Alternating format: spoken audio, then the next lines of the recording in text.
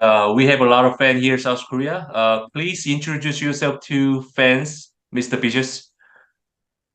Yeah, so my name is Wesley Vissers. I've been a classic physique pro since 2018, winning the first classic physique show in Europe. So that's a great accomplishment, which it was for me. And since then, I've been doing the Olympia almost every year except for 2019. So I'm now qualified for the Olympia by winning the European Pro. I've just done Yeah. the Dubai Pro, which was an amazing show. And now we have about 5.5 weeks left for the Olympia, which I'm very excited for. I remember earlier year of your YouTube. What made you decide to start YouTube things? Yeah. Yeah, so I've been training since around age 14. And when I was around 17 or 18 years old, I already looked pretty big for my age. And a lot of people at the gym asked me, how do you do this? How do you do this? How do you train? How do you work out? How do you eat to be as big as you? Instead of answering everybody individually, I decided to actually make a YouTube channel and just make videos to show everybody, okay, this is actually how I train. So whenever someone has a question, I can just forward them to a video and then they can actually watch it. But little did I know that by posting those videos, they became quite popular pretty quickly. Yeah, And yeah. yeah, I was the only one who really did like voiceover workouts from beginning to end, actually explaining the exercises, which was a pretty simple concept, but no one really did it in that way without being like in your face all the time or trying to be funny, just explaining what you need to do to grow. And since I already had a pretty good physique back then, people, of course, started to watch and believe what I said. And since then, it has only grew and grew, which I'm very happy about. Obviously, you gave a lot of great infos and tips. Thanks for of that. Yeah. Yeah, very My welcome. third question is, you're well known as following 70s, 80s classic bodybuilding, and your physique reminds me great Arnold Schwarzenegger. Uh, do you think can those 70s, 80s styles of physique can be competitive for current era? Well, the funny thing is, when classic physique, when the class started, they actually wanted to bring back those physiques because the physiques in the open class were becoming too extreme, like just too big and not really aesthetic. So they wanted to bring back classic physique. Literally, it's called classic physique. So it's a throwback to the 70s and 80s. But especially the physique of the 70s are so very different from what you see now. Like if you compare a Chris Bumstead to an Arnold Schwarzenegger, it's very, very different in terms of the proportions. Like the legs back then were a lot smaller, the conditioning was a lot less. So they kind of looked more achievable back then, which was the ideal physique. When you walk around on the beach like Arnold, people could actually look at you and say, well, if I train hard enough, maybe one day I can achieve that look. But when you look at bodybuilders today in the classic physique, I mean, they are so conditioned and the legs are sometimes also so big that you're like, whoa, that's an extreme physique. So it was for a few years the question, okay, which direction does classic physique want to go? Does it really want to stay in the 70s kind of era? And I actually, in 2018, when I won the Chicago Pro to qualify for the Olympia, I actually exactly had a physique like that. Slightly slimmer legs, not as Yeah, conditioned, and I yeah, I still won the remember. show. Yeah. Yeah, and that's when I thought, hey, they're actually going to go for physiques like this because for me, I think that looks more pleasing, and it's also a lot more hard on the body to bring those that conditioning to such a low body fat level nowadays. And back then, they could just still, do everything they wanted to do, even on the day of the show, still feel great, which was the big benefit, of course, of bodybuilding back then. And right now, you feel like you feel like death basically in the last few weeks of content prep. So to answer your question, I don't think they could be competitive because they Mhm. would need better proportions and much better conditioning.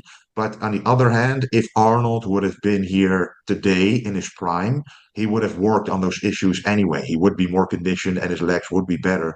But do still think his upper body is still the best, even in today's classic physique standards. That's really Yeah, my belief. I agree with that. I think judging criteria has been a little bit changing, more like bodybuilding, classic physics to bodybuilding. My next question is, you placed eighth last year's Mr. Olympia and qualified this year's Mr. Olympia 2 weeks ago, maybe. Yeah. I think you are now a huge competitor. We want to listen to your own opinion. What major change move you to top competitor as now? Yeah, so when I compare myself to like when I was number 8 last year, I compared myself to okay, what do the other seven guys have that I don't? And it was the back side. So basically the proportion of when you're doing a back double bicep, for example, of having those thicker legs, those glutes, the quad sweep and the conditioning at the same time, which all of the top seven guys had, and I didn't. My upper body can still hang with the best in classic physique, but it's all about, classic physique is about proportions most of all and the balance in your physique and also with the conditioning.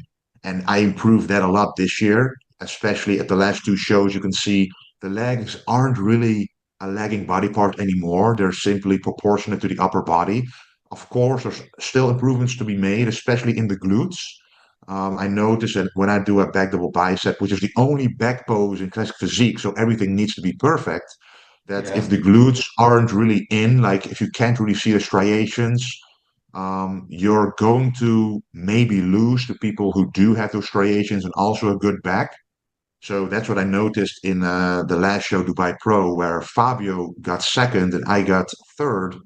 Yeah. Really, the only pose where I saw that he truly beat me at was the back double biceps because his back is also incredible, but he does have those glutes with the lines. And it sounds strange because classic physique isn't supposed to be about the glutes, really. But if you look at the balance in your physique and everybody does have those glutes, and I would not have those glutes, then that would be the major difference right now. But now we still have 5.5 weeks to get those lines to truly show at the Olympia. And then next year, I'm going to work on making them bigger to get them more proportionate with the rest of the body. But yeah, when you're in such a high top placing already, it's about small differences instead of really big things you can still do to make a difference. But I do think if that is fixed and that is more balanced, that could really bump up my placing a couple of placings once again. Yeah, I think so too. Yeah. So, classic physics has been very, very popular in South Korea because we have a one competitor who was actually doing really well. He placed the 15th at the last year's Mr. Olympia, and he won the Texas Pro, which his name is Jae-hoon Park. First of all, I think like his presentation makes his physique a lot better because you can have the balance and you can have the muscle insertions and the genetics, but if you can't show it on stage with a presentation, that's going to be your downfall, which it personally was for me the first few years as well. Like you have a great physique just doing a pose, but if you can't really show it in the presentation throughout the poses, in between poses and in the transitions, it's going to be your downfall. And he has that nailed for sure.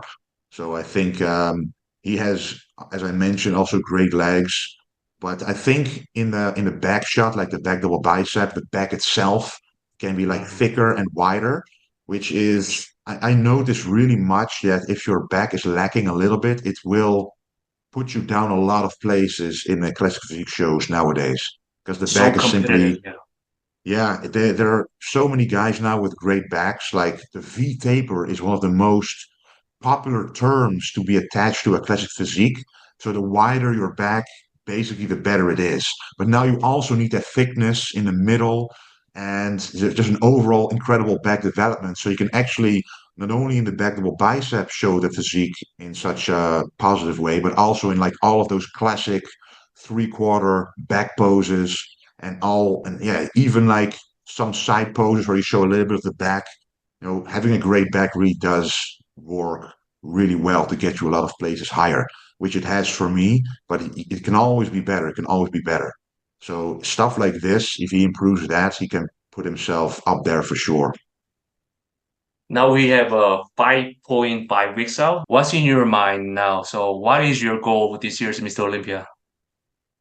Yeah, so my goal like my ultimate goal is a top five because with Top the five. top five, you can do your posing routine in the evening in the finals.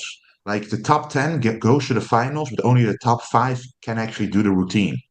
And strangely enough, I've done two shows this year, but I could only do half of my routine at the European Pro because they had to cut it down to save time. And in Oh, Dubai, they didn't even do any routines. So really? we all practiced our routines and we still couldn't show it. So at the Olympia, I really want to show that routine. But also, if you are in the top five, your name is solidified as one of the top guys in the whole world in that class. You will be every time you will be taken like if with the predictions of who's going to be the top guy, you will always be mentioned. And of course, top eight is already very good, which for me was an incredible achievement last year because it took me 4 years to get there, four Olympiads basically. So now when I'm number eight, the only way forward for me is to step a few places up. I went from 11 to number eight, so that's a three places difference.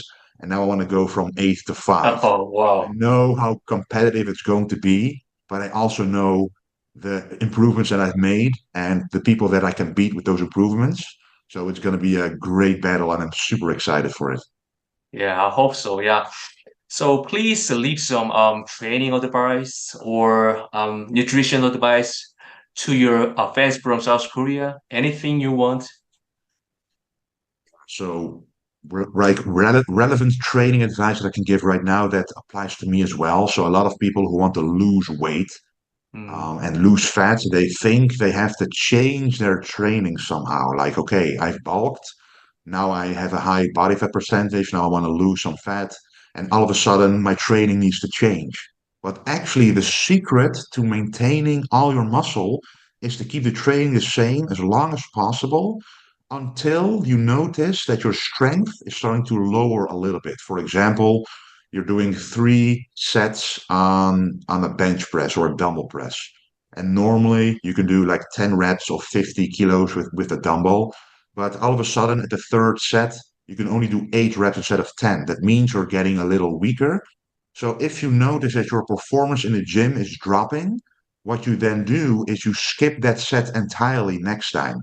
So you mm, drop the volume down so that every set that you do still do is the same strength as you did before. So then you're not losing strength, you're only dropping volume because when you're losing strength, it means you're not able to recover from the last workout because you're in a caloric deficit. You're doing cardio, you're eating less, so you can't do as much in the gym. So we have to detach the thought of trying to lose more fat by doing more in the gym. What you're doing in the gym, the only thing you're doing is working on maintaining muscle mass. It has nothing to do with losing fat, but indirectly, because you're holding on to your muscle mass, you will eventually lose more fat because of it. If you do more work in the gym and you're losing strength means losing muscle, and you will actually lose less body fat, even though you're doing more. So that to me was one of my secrets, which actually, if you think about it, is quite logical to maintain that coolness all the way until the day of the show. So yeah. you can actually the strength, your peak strength in the off season, you can maintain all the way throughout the entire prep as long as you drop the volume as soon as you notice that you're losing your strength. So that is really training advice that I truly would recommend everybody to follow and try out themselves. And in terms of nutrition, like right now, of course, also when your goal is trying to lose body fat, the first thing that you usually do is drop the carbs. So the carbohydrates will go down. But a lot of people also have quite a lot of fat in their diet. Like they think, okay, I need at least 1 gram per kilo of body weight of fat, or maybe like half of my body weight in grams of fat. But honestly, if you supplement with omega-3, then you barely need any fat at all, which means if you skip the fat in your diet, more of the Wow. calories can now be allocated to the carbohydrates. And the carbohydrates will actually fuel your training. And as I just mentioned, the better you are in the gym, the stronger you are in the gym, the more muscle you will actually retain. So you don't really need a lot of fat in when you're cutting down. The only reason that you're adding fat in the off season is to actually get calories in when your food volume is so high, so big because of the carbohydrates that you have to add some fats for the extra calories. But the moment that you start cutting down, the first thing you should actually do is drop the calories and drop the fat first, because the fat doesn't serve any purpose when you're trying to cut down. So, as I mentioned, you do want to get some essential fatty acids in with omega 3s. Like one of the only fat source that I have in my entire diet is some salmon at the end of the day, Wow. because yeah, it contains the omega 3 fatty acids. So you nail you basically do two things at once. So you get in the essential fatty acids, which is good for reducing inflammation, is healthy for cholesterol, but also you eat the fats before going to bed, which lowers your hunger and you won't wake up hungry, for example. So stuff like this, I think is what I learned throughout the years, which really helps me make counter spread more successful without having to stress or worry about losing muscle, for example. So not having to worry about that really saves a lot of trouble in the prep for sure. So, do you have any words to South Korean bodybuilder? They love you so much.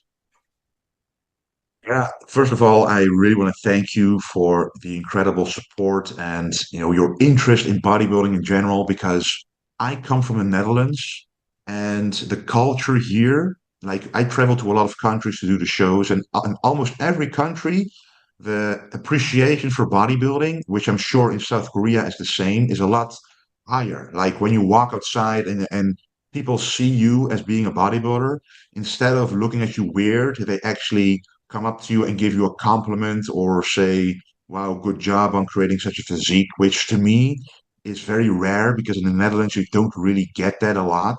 So the culture, it really opened my eyes that I should be really thankful for when people are appreciative of bodybuilders, because I'm not really used to it here, even though it's starting to grow here a little bit. And I'm trying to put out Dutch content as well to show the behind the scenes of being a professional bodybuilder. I really appreciate the people in South Korea being, so supportive and being actually a fan of a bodybuilder on the other side of the world, basically. So thank you very much for that. Thanks for the interview, Wesley Vissers. It's really an honor to me. Yeah, very welcome. Thank you for having me, man. Have a nice day. So this video will be uploaded maybe in a 2 days. Yeah, I will translate it. Yeah. And I'll share it on my Instagram for sure. Thank you.